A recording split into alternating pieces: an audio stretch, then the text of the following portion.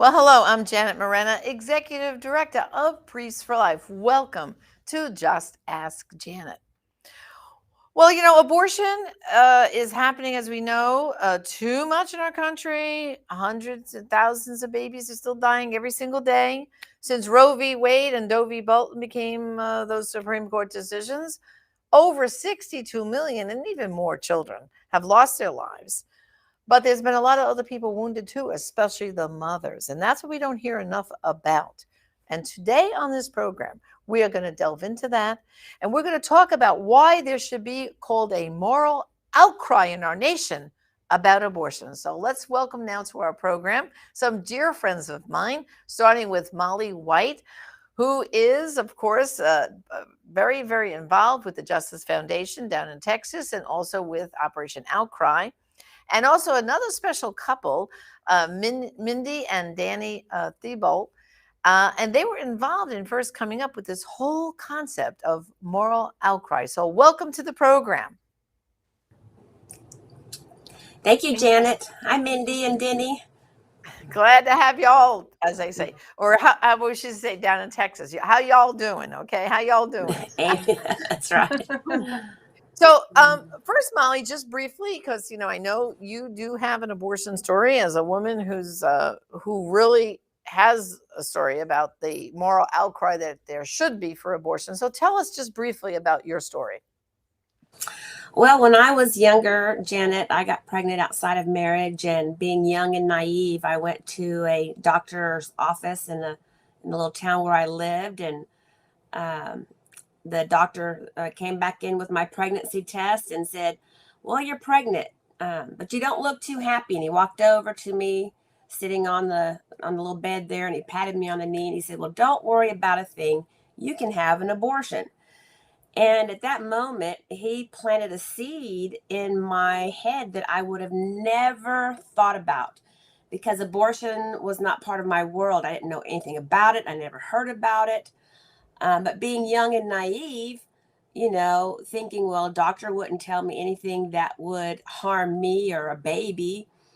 And he wrote me the number to an abortion clinic in Austin, Texas on a prescription pad, and he handed it to me as I walked out the door. And on the way home, I started considering, wow, this could be a way that I could avoid shaming my parents. The father of the baby had already left me. And, I was thinking, well, if it's legal, certainly it can't be a baby yet. The baby can't be formed yet. And so I just kind of started toying with that idea, ended up at the abortion clinic, but I was having a lot of turmoil with my mind and my heart. And so I asked the woman behind the desk at the abortion clinic about fetal development. And I would say I was probably 8 weeks at least pregnant. And she took a pen and then put a little dot on a piece of paper and said, "It's no bigger than this little dot of cells." And of course, they whisked me in the back. I was very hesitant, but they whisked me in the back, gave me some pills. And before I knew it, I was on the abortion table undergoing the most humiliating and painful experience I've ever been through. And it traumatized me for many years, led to alcohol abuse, drug abuse, anger at men, depression, suicidal ideation, another abortion. And it was when I met Alan Parker back in 2001. Probably I heard him on the radio around July of 2001. And he was representing Jane Doe and Doe and Roe. And they wanted to have their cases overturned. And he was looking for women who'd been hurt by abortion. And to sum it all up about the moral outcry, I wanted people to know how abortion hurt me.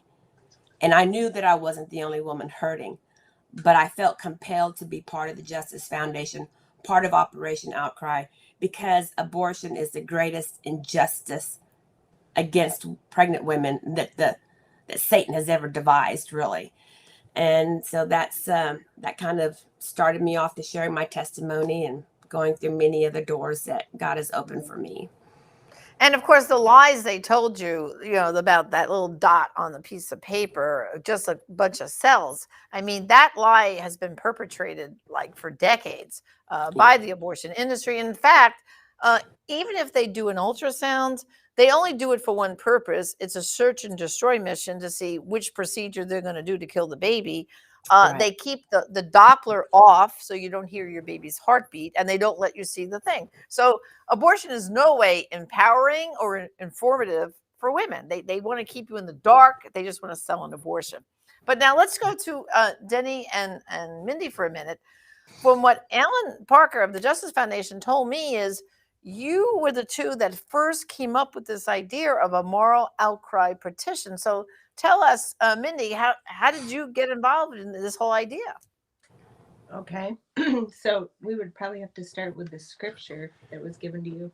Yeah. When the Lord started provoking our heart to get in this battle, we were at the International House of Prayer in Kansas City, and we were given a scripture out of nowhere from somebody, and that scripture was out of Ezekiel 21:27.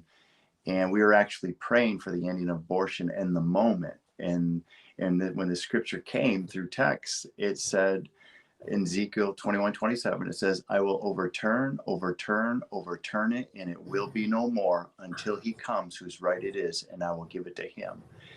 And when that scripture came in that 2-hour set of praying for the ending of abortion, we grabbed a hold of that scripture and just said, oh my goodness, Lord, you're going to overturn Roe v. Wade.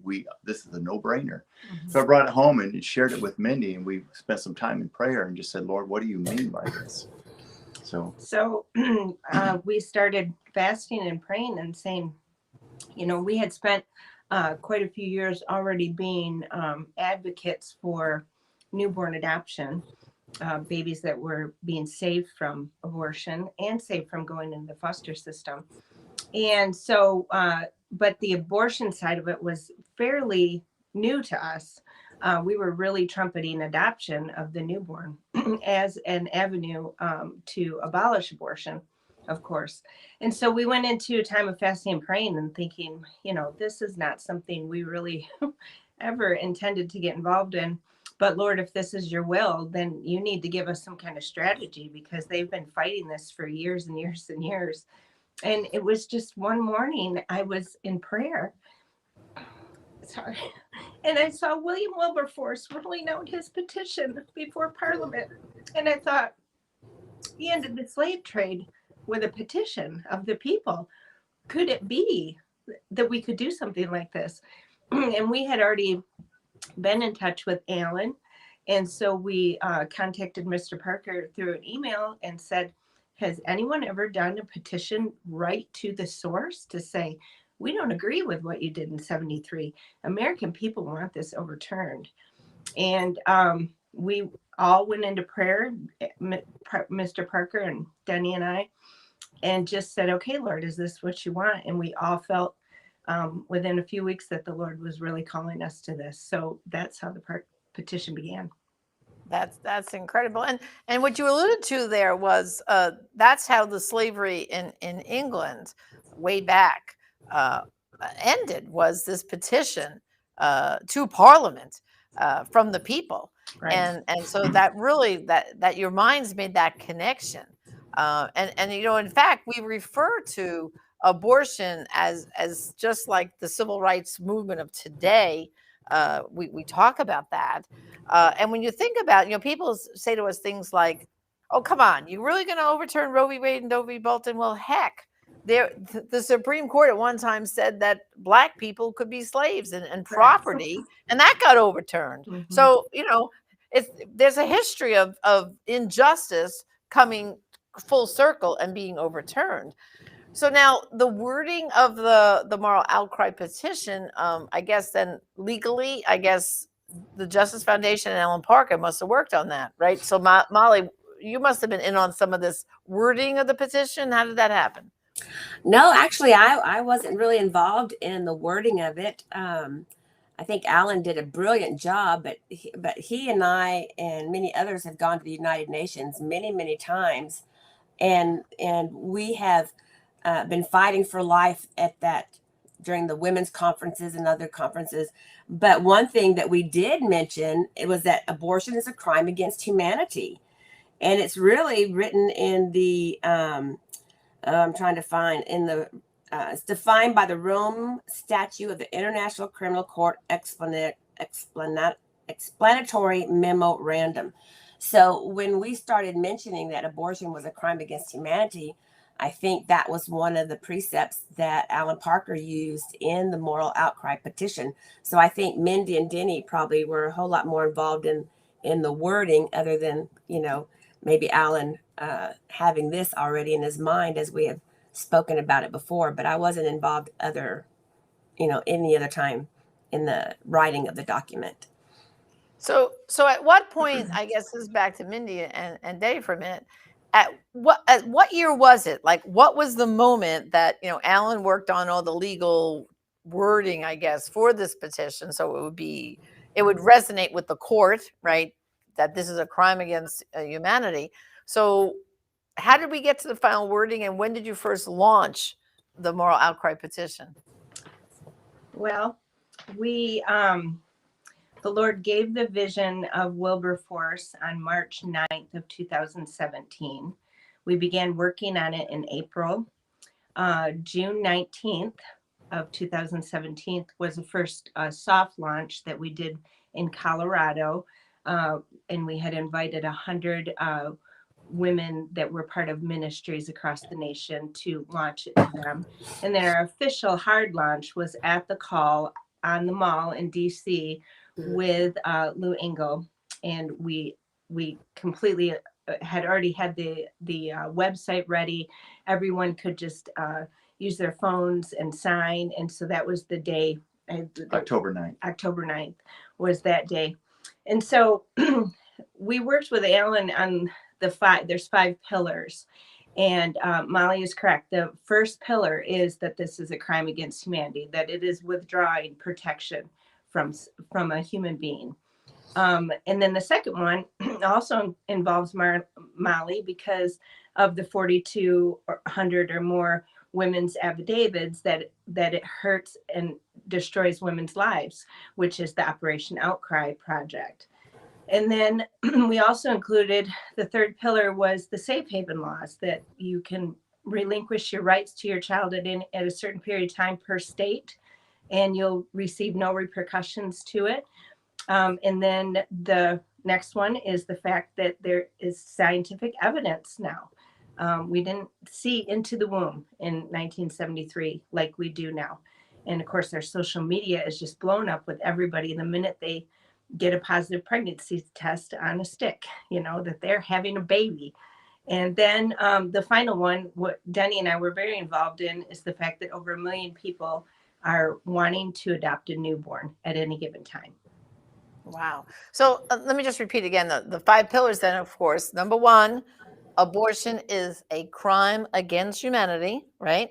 Number 2 is the hurt and the damage that it does to women. And we know that between Operation Outcry and the Selling More Awareness campaign. I know, Molly. And, Molly, if you add up all the abortion recovery programs that are out there, right? I mean, there's Rachel's Vineyard, there's Save One, there must be almost 2 dozen, at least, nationwide and worldwide, even some of them, abortion recovery programs. Well, if a woman needs to feel she has to go for recovery from the damage abortion did to her, well, then that's a problem, wouldn't you say? I mean, it's so obvious. All right, so now pillar number 2 is that it hurts women and damages them. The pillar number 3, of course, is what was it? The Safe haven laws. Safe haven laws. Let's just pause for a minute, because people may hear that term safe haven. What does that mean? Well, the safe haven laws, and Alan has schooled me in this. He's done a good job. In every state, he's good at schooling. I know he is. In all 50 states, safe haven laws means every state in the nation has it. That if a woman, a young girl, teenager, whatever, gives birth to a baby, and she wants to walk out of that hospital and say, not for me, no, I don't want to take the baby home, she can walk out, no questions asked. That's the first point. Second point is, she takes the baby home, says, I think I could do this. Gets home, few days, a week, whatever goes by. That's the part of the law that it changes per state. I know in Texas, Ellen told me you got 60 days to change your mind. And you can literally, let's say you're home with that baby a week and that teenage girl says, I'm not doing this, or a woman's even in her 20s and 30s and says, I can't cope with going back to work and dealing with this baby. You can literally take that baby to a fire station each day to list the different places. You could just walk in, say, here, surrender the baby, and walk out. No questions asked, no problems, right? So the safe haven law is really, there's no excuse to have to feel like you must have an abortion when you can give life to this child and walk away, no questions asked, right? And of course, the fourth pillar is so important because in Roe v. Wade and Doe v. Bolton, it clearly said, oh, well, we don't really know about when life begins and the unborn, so we're not going to deal with that. Remember, they just kind of left that vague comment in there. Well, for goodness sakes, we certainly know when life begins. We can see it at 6.5 weeks. That baby's heart is beating. So that's a pillar that's really very, very true now. Like, come on, this is a baby. It's not a dot like Molly was told on a piece of paper, a bunch of cells.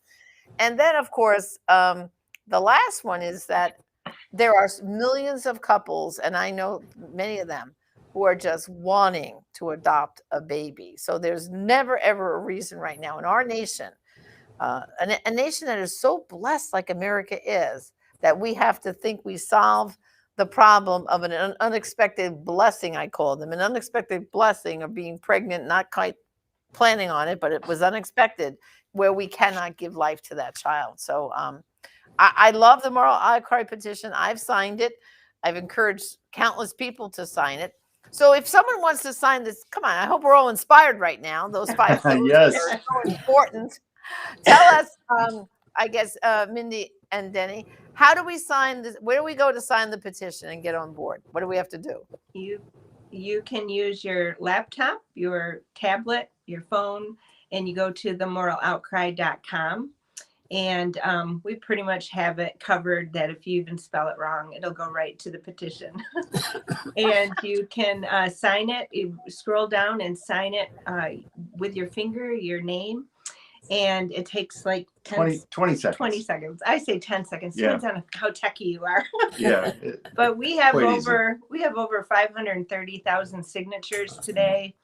And we created a scroll, 150-foot scroll, 5 foot tall, with over 250,000 signatures last year that we took before the Supreme Court on their first day in session in October, which we're repeating again here in October on the 4th, just after the 1 Million Angry Women March, where we'll roll out 2 scrolls that will be over the 500,000 mark with everyone's names on the scroll. It's a beautiful thing. And we'll do a time of praise and worship and just cleansing the ground and just preparing for the new session that the justice. All right, I want you to find my name on the scroll and with your cell phone take a picture. Yeah, it's tough. I want to I see my name. found mine. Yeah, that might be a task. And Mindy, we're looking for 1 million signatures. Yes. So, Million plus. Yeah, We're not going to stop. Sky's the Amen. limit. We don't want to stop anywhere, but Right. now's the time. I think because of the heartbeat bill in Texas that have gone into effect, and the Arkansas ban on abortion, and the Mississippi case that's before the Supreme Court, it's on a lot of people's minds. And boy, let's get on the online and sign that petition, because your name will go down in history, and be registered at the Supreme Court that you were part of ending abortion in America. What can be more exciting than that? Well, yeah, like we could be the William Wilberforces of today, to end the scourge of abortion in our nation. And this is for everybody to get excited about. I mean, I hope right now, listening to us, there are churches. Can you imagine if every denomination across America, every single denomination had that petition, like that they could just be signing after services this coming Sunday? We would have millions and millions and millions of signatures, wouldn't we? I mean, I think this is a challenge to churches Come Amen. on, your church family. You should be signing this petition. Get on board, because what of those 5 pillars you couldn't agree with? I think that, see, to me, this is a real examination in prayer before the Lord. What don't you agree with of those five statements? They're such common sense. It's so real. It's like, I don't know. I just feel this has to be a real educational drive here, to wake people up. And I think we are, as such a time as this, like you were saying, Molly. We have the Mississippi case, and for those who don't know what we're talking about, in Mississippi, they have passed a bill to ban abortion after 15 weeks, and the whole case. There were 3 questions put before the Supreme Court with, of course, the pro-aborts. They're trying to overturn the law in Mississippi, that they're trying to protect the babies. And they're taking one question, which I think is very interesting. They're taking the question of viability. That's the question that they're going to be looking at. And so we need to be praying for that Mississippi case. The court goes back into session, like you're saying, on October 4th. That's when they're back. We don't know when during those next few months exactly when they're going to hear the Mississippi case. I can tell you right now, we won't get the results till June because they seem to hold off giving their decisions on what we would call hot button cases. They wait till June and then those come out. So sometime next year, we're going to hear about this Mississippi case. But meanwhile, right behind it, ushering right behind it, is this Texas heartbeat bill. And I want everyone to understand, there has been several states that have passed heartbeat bills, but they've been blocked. Ohio passed one, Georgia, and I can't remember all the other ones that have done it. But there's something unique about this Texas bill that they reconstructed it, I guess, a little bit different than those other states. And I don't know, Molly, because you're the Texan here. You want to just comment like about the pride here in Texas? You kind of refashioned the heartbeat bill in such a way that it's holding up right now. So what can you say about that?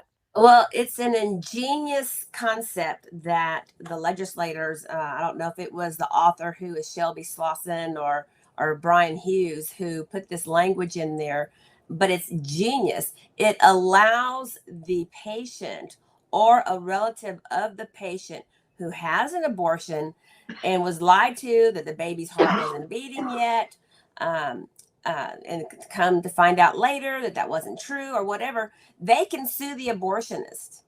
And so this opens up the potential of driving the abortion business out of Texas because we're going to sue their pants off. And so that is, instead of having regulations and trying to make sure that the abortionist follows the law, we just opened up the door to for patients and relatives of the baby to litigate, to file lawsuits. And so, and I want to add real quick, because I testified on a bill in Oklahoma that's very similar, and this bill passed and was signed into law, but it allows a woman or anyone related to the baby that was aborted to go back and sue the abortionist at the time that they realize the abortion killed their child or hurt them in some way. So like me, 13 years in denial that abortion hurt me, but at the time that I realized it was abortion that caused all this trauma and that it was a sin, it was hurting me, from that moment, 13 years later, I have 3 years to be able to go back and sue the abortionist. So, wow. So this is kind of, and I don't know if Texas kind of rode on the, the strings of the Oklahoma bill, but these 2 bills are fantastic, and that's what makes them different. And what I like about the Texas bill too is it has an enforcement component within the bill that if you hear of an abortion that happens once a baby's heartbeat is detected, you can then make the authorities aware, and then that abortionist can be charged, right? I mean, so it's got teeth in it too, which I think is amazing. So in closing, let's just remind everyone, though, the real purpose here right now, we're going to pray about Mississippi, we're going to pray about Texas, but everyone listening to this program, we want you to go to the moraloutcry.org right? No, .com.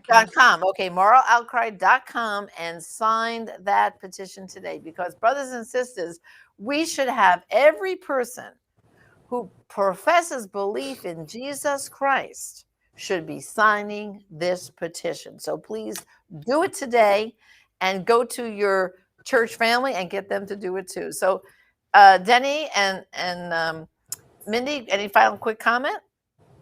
Well, I was just going to have Denny mention, Denny and I have traveled all over, and we share the moral outcry and different things. And we've had that happen at churches where they set up kiosks in the back at the end of service, and every one of their members sign. Yeah, It's very easy. It's quite powerful, and I say take it to your friends as well. Take it to your sphere of influence. Post it on your Facebook page, Twitter, Instagram, and just see how many signatures you can get, and help us out. This is more than just Mindy and I and Alan. You know, you can also go to the Justice Foundation, and at the top there's a recruiter toolkit that if you push that, it'll give you all the things you need to be able to give to your pastor and people around you. That's fabulous. I can picture, outside at the back of the church, people there with all those tablets lined up, and you could just be getting them to sign right then and there. Exactly how they've done it. That's right. So Molly, any closing comment? Well, no, I just, like you said, we just really need to pray for the Texas heartbeat bill and Mississippi case, and of course the moral outcry. Satan is not happy, and he is trying to manifest himself all over the country, but we know that he's been defeated. He only goes around like a roaring lion with no teeth. But we do need to increase our prayers, especially for the Justice Foundation, Mindy and Denny, for the pro-life groups that are out there. We really need to increase our prayers for protection and covering over them. Right. Well, thank you all for joining me today. It's been a blessing for me, a pleasure to have you. And brothers and sisters, now you've got your homework to do, okay? Moral outcry petition, everybody within the sound of my voice right now, go to that website, sign the petition today, and let's see how many people you can get to sign the petition to. I want to hear by October 4th, we're going to get over 1 million signatures, and I think we can do it. So thank you for joining me today on Just Ask Janet, and God bless you.